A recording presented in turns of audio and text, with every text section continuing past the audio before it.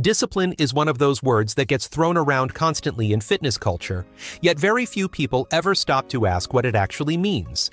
We hear it in motivational quotes, in viral transformation videos, in before and after posts that promise success if you just stay disciplined.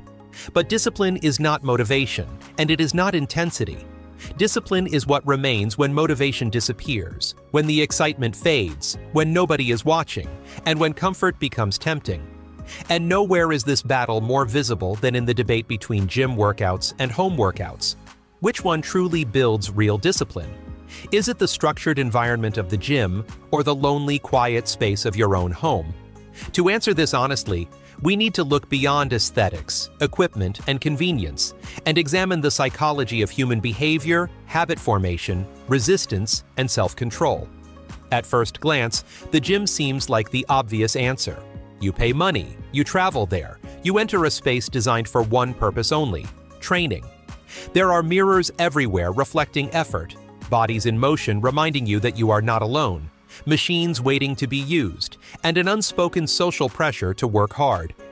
Once you step inside, the environment itself pushes you into action. It feels almost impossible to walk into a gym and do nothing. This external pressure can be powerful, especially for beginners. The gym removes many decisions for you. You are there to train. You change clothes, you warm up, you lift, you sweat, you leave. The ritual itself creates structure, and structure reduces friction. This is why gyms are so effective at helping people start their fitness journey. But discipline is not about starting. Discipline is about continuing when things get hard. The question is not which environment makes it easier to work out, but which environment forces you to confront resistance honestly. The gym often masks resistance by overpowering it. Music is loud, other people are watching, you don't want to look lazy, you don't want to waste your money, you don't want to be the person who leaves after 10 minutes. These external forces push you forward even when your internal drive is weak. And while that can be useful, it also raises an uncomfortable question. If discipline only exists when pressure exists, is it really discipline, or is it compliance? Home workouts, on the other hand, strip away almost all external pressure. There is no one watching. There is no financial guilt once the equipment is already there. There is no commute, no locker room, no mirrors filled with strangers. At home, the only thing standing between you and the workout is you. And that is exactly why home workouts feel harder for many people, even though they are technically more convenient. At home, resistance has nowhere to hide. Your phone is nearby. Your couch is visible. Your bed is a few steps away. Every excuse feels more reasonable. Every delay feels harmless. I'll start in 10 minutes turns into tomorrow. And this is where discipline is truly tested. Real discipline is the ability to act without external enforcement. It is the ability to do what needs to be done, even when it would be easier not to. In that sense, home workouts expose the raw truth of your habits. They reveal whether your commitment is internal or borrowed from your environment. When you train at home, you are not performing for anyone. You are not feeding off energy. You are choosing discomfort purely because you decided it matters. That choice, repeated consistently, is the foundation of real discipline.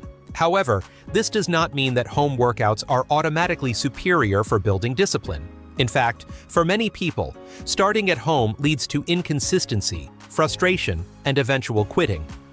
Discipline is not built by suffering through failure repeatedly. It is built by stacking small wins that reinforce identity. If someone lacks any routine, confidence, or fitness baseline, throwing them into an unstructured home environment can overwhelm them. They fail not because they are weak, but because the system is weak. Discipline does not exist in chaos. It needs a framework to grow. This is where the gym plays an important role. The gym acts as training wheels for discipline. It teaches routine, consistency, and effort within a controlled environment. It creates a boundary between daily life and training time. When you go to the gym, you are making a clear psychological shift. You are signaling to your brain that this time is different. Over time, that repeated signal builds habit strength, and habits are the backbone of discipline. Without habits, discipline requires constant willpower, and willpower is limited. But there is a danger in relying too heavily on the gym as the source of discipline. Many people become disciplined only in the gym, not in life. They can show up to lift weights but struggle to eat properly, sleep consistently, or manage stress. Their discipline is compartmentalized. Remove the gym, and their structure collapses. This became especially clear during periods when gyms were unavailable. Some people adapted instantly, training at home with creativity and consistency. Others stopped entirely. The difference was not fitness level, it was internal discipline. Home workouts demand a higher level of self-regulation. There is no transition period created by travel.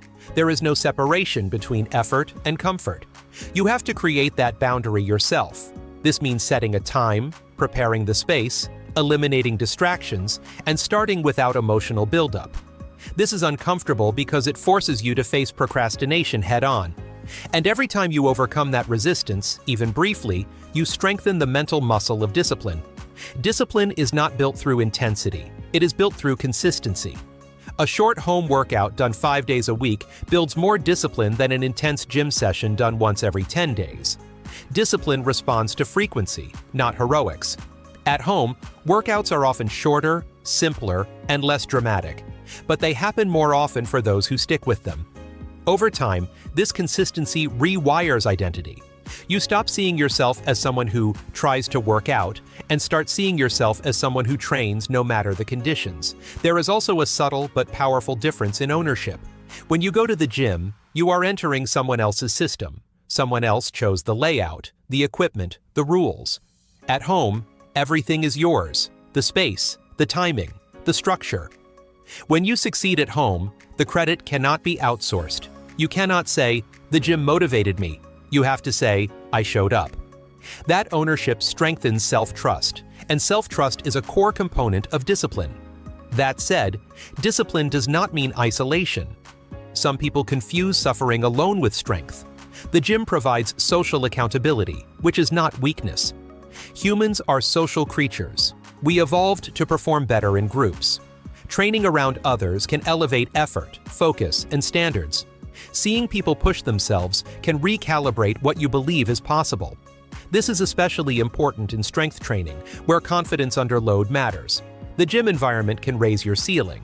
The problem arises when people mistake environment-driven performance for character-driven discipline. If you only work hard when conditions are perfect, your discipline is fragile. Life is rarely perfect. Schedules change, access changes, energy fluctuates. The ultimate test of discipline is adaptability. Can you train when time is limited? Can you move your body when equipment is minimal? Can you maintain standards when nobody is clapping? Home workouts force you to answer these questions honestly. Discipline is also deeply connected to identity. In the gym, identity is often reinforced externally. You dress like a gym goer. You carry a gym bag. You check in. You post workouts. At home, identity reinforcement is internal. No one sees the effort. No one validates it. This can feel unrewarding at first, but over time it creates a quieter, more stable sense of self. You are not training to be seen. You are training because it aligns with who you are. There is also the issue of friction. Discipline thrives when friction is reduced for the right behaviors and increased for the wrong ones. The gym reduces friction for training once you are there, but increases friction for getting there. Home workouts remove the travel friction but increase distraction friction. Which friction is more productive depends on the person. For someone who struggles to start, the gym's forced commitment can be helpful. For someone who struggles to stay consistent, home workouts can remove excuses. One overlooked aspect of discipline is emotional regulation. Training is not just physical, it is emotional. Some days you train angry, some days tired, some days bored. The gym often provides emotional stimulation that overrides mood. Loud music, adrenaline, and social energy can push you through emotional resistance. At home, you feel everything more clearly. If you are tired, you feel tired. If you are bored, there is nothing to distract you from that boredom. Learning to train anyway builds emotional discipline, which carries over into other areas of life. Another critical factor is autonomy. Discipline is strongest when actions are self-chosen rather than forced. At home, you decide when and how you train. That autonomy increases intrinsic motivation over time. The gym can sometimes create dependency. Miss a day, and the guilt feels heavier. At home, flexibility teaches resilience. You learn that discipline is not about perfection, but about returning quickly after disruption. It is also worth addressing the myth that discipline must feel miserable. True discipline often feels boring. Home workouts can be repetitive, quiet, and unexciting, and that is precisely why they are powerful. They teach you to act without emotional reward. This is the same skill required to save money, build a business, study consistently, or maintain relationships. The gym, while effective, can sometimes disguise discipline as excitement. So which builds real discipline? The honest answer is not either/or. Discipline is a progression. The gym can help you build the habit of showing up. Home workouts test whether that habit has become internalized. The gym builds structure. Home builds sovereignty. The gym teaches you how to train. Home teaches you why you train. The strongest discipline is portable. It does not depend on location, equipment, or mood. It adapts. It persists. It does not negotiate endlessly with excuses. People who have real discipline can train anywhere because the environment is secondary. The decision has already been made. In the end, real discipline is revealed when comfort and commitment collide. The gym reduces that collision by making effort the default.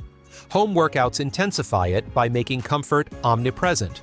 If you can choose effort in that environment, you are not borrowing discipline. You are owning it, and maybe that is the final truth. Discipline is not something the gym gives you or the home takes away. Discipline is something you build every time you do what you said you would do, regardless of where you are. The environment can help or hinder, but it cannot replace the decision. The real question is not where you train, but whether you are willing to keep showing up when nobody is watching, when motivation is gone, and when the only reward is knowing you didn't quit on yourself. That is real discipline. At the end of the day, the debate between gym workouts and home workouts isn't really about equipment, locations, or memberships. It's about who you become when no one is forcing you to show up. The gym can teach you structure, and home can teach you honesty, but real discipline is built when you stop relying on perfect conditions and start relying on your word. Because life won't always give you the ideal setup. There will be days when time is short, energy is low, and motivation is nowhere to be found. And in those moments, discipline is the only thing that carries you forward. So whether you train under bright gym lights or in the quiet of your own room, remember this: consistency beats intensity, ownership beats excuses, and showing up beats everything else. Don't chase the environment that feels easiest. Build the discipline that works anywhere. If this video made you rethink how you train and why you train, take a second to support the channel by liking, subscribing, and sharing it with someone who needs the reminder. Your future self will thank you for every decision you make today, especially the ones you make when nobody's watching.